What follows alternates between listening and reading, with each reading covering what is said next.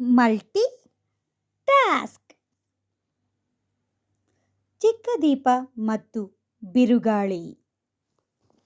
ಹಸಿರು ಬೆಟ್ಟಗಳಿಂದ ಸುತ್ತುವರಿದ ಒಂದು ಹಳ್ಳಿಯಲ್ಲಿ ಹಳೆಯ ದೇವಾಲಯವಿತ್ತು. ಆ ದೇವಾಲಯದಲ್ಲಿ ಒಂದು ಚಿಕ್ಕ ಮಣ್ಣಿನ ದೀಪವನ್ನು ಪ್ರತಿ ಸಂಜೆ ಪೂಜಾರಿ ಬೆಳಗಿಸುತ್ತಿದ್ದ. ಒಂದು ದಿನ ಕಪ್ಪು ಮೋಡಗಳು ಸೇರಿಕೊಂಡು ಬಿರುಗಾಳಿ ಗುಡುಗು ಮಿಂಚುಗಳೊಂದಿಗೆ ಜೋರಾಗಿ ಬೀಸತೊಡಗಿತು. ದೇವಾಲಯದಲ್ಲಿದ್ದ ಬೇರೆ ದೀಪಗಳೆಲ್ಲವೂ ಒಂದೊಂದಾಗಿ ಆರಿಬಿಟ್ಟವು.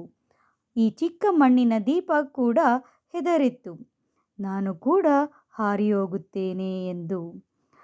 ಆದರೆ ಧೈರ್ಯ ಮಾಡಿ ನಾನು ಹಾರುವುದಿಲ್ಲ ಎಂದು ನಿರ್ಧರಿಸಿ ಬಿರುಗಾಳಿಗೆ ಹೇಳಿತು, ನಾನು ನಿನ್ನ ಆರ್ಭಟಕ್ಕೆ ಅಂಜುವುದಿಲ್ಲ. ನಾನು ಚಿಕ್ಕ ದೀಪವಾದರೂ ನನ್ನ ಪ್ರಯತ್ನ ಮಾಡುತ್ತೇನೆ, ದೃಢವಾಗಿ ನಿಲ್ಲುತ್ತೇನೆ ಎಂದು ಹೇಳಿತು.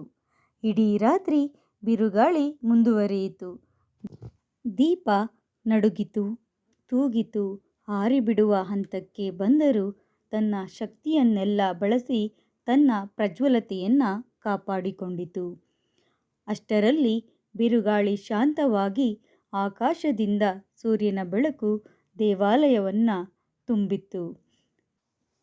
ಮರಳಿ ಬಂದ ಪೂಜಾರಿ ಆಶ್ಚರ್ಯದಿಂದ, ದೇವಾಲಯದ ಎಲ್ಲ ದೀಪಗಳು ಆರಿಹೋಗಿದೆ, ನೀನು ಇನ್ನೂ ಬೆಳಗುತ್ತಿರುವೆ, ನಿನ್ನಿಂದ ದೇವಾಲಯ ಕತ್ತಲಾಗಲಿಲ್ಲ ಎಂದು ಹೊಗಳಿದ.